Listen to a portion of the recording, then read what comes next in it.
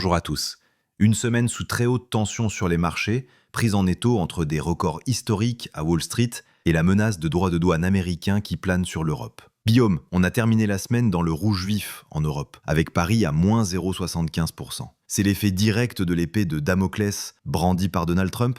Exactement, Nicolas. La date butoir du 9 juillet, repoussée au 1er août depuis dimanche, approche, et l'incertitude est maximale. Donald Trump a annoncé l'envoi de lettres à une douzaine de pays pour leur notifier des droits de douane punitifs, allant de 10% à 70% dans certains cas. Face à cette menace, les places européennes ont logiquement accusé le coup, malgré une baisse jugée contenue par certains analystes qui trouvent les marchés presque trop complaisants. Complaisant, car pendant ce temps, de l'autre côté de l'Atlantique, Wall Street semblait ignorer ces tensions. Avant d'être fermée pour la fête nationale vendredi, la bourse de New York a enchaîné les records. Le S&P 500 et le Nasdaq ont atteint de nouveaux sommets. Comment expliquer ce grand écart ? Par deux choses, des chiffres et des accords. D'abord, les chiffres de l'emploi américain en juin ont été bien meilleurs que prévu, avec 147 000 créations de postes. Ça a rassuré sur la solidité de l'économie américaine. Ensuite, il y a eu l'accord commercial, un peu tendu, conclu avec le Vietnam.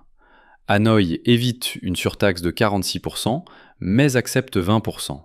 C'est perçu comme un signe que Washington peut encore négocier. Une stratégie du bâton et de la carotte qui crée des gagnants et des perdants très nets en Asie ? Très net. Le Vietnam est le grand gagnant, ce qui a dopé les actions de ses fournisseurs textiles et électroniques, comme ceux de Nike ou d'Apple. À l'inverse, le Japon est dans le viseur de Trump, qui juge improbable un accord avec Tokyo et menace d'appliquer des surtaxes de 30 à 35%, voire plus. Le Nikkei a donc souffert. Alors, au-delà de ce jeu diplomatique, quel est le risque de fond que les investisseurs doivent surveiller ? C'est sans doute le projet de loi budgétaire de Trump. Il promet des baisses d'impôts massives, mais les experts estiment qu'il pourrait faire exploser la dette américaine au-delà de 40 000 milliards de dollars. C'est une inquiétude croissante qui pèse sur le dollar. On a donc cette forte dichotomie, des gains à court terme portés par de bons indicateurs, face à un risque systémique à long terme. C'est tout le paradoxe de cette semaine.